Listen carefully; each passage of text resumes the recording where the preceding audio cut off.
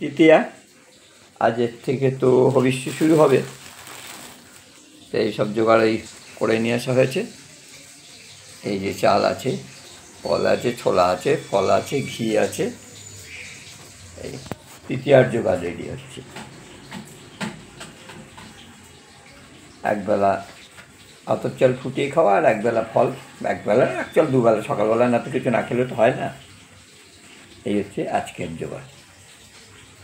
এই হচ্ছে গোবিন্দভোগ চাল, এই হচ্ছে কলা, এর ছোলা ভিজিয়ে সকাল বিকেলে একটুখানি খাওয়া যাবে, ছোলা মুগের ডাল ভিজিয়ে, বিকেলবেলায় একটু ফল টল খাওয়া। আতপ চালের ভাত খেতে গেলে একটু ঘি ফেলে ফেলে দিলেই হয়ে যাবে,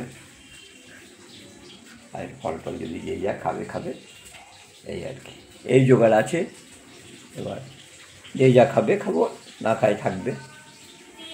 এই হচ্ছে আজকে তৃতীয়ার থেকে জোগাড় হচ্ছে, তৃতীয়ার থেকে আজকে থেকে আমাদের ভবিষ্যৎ।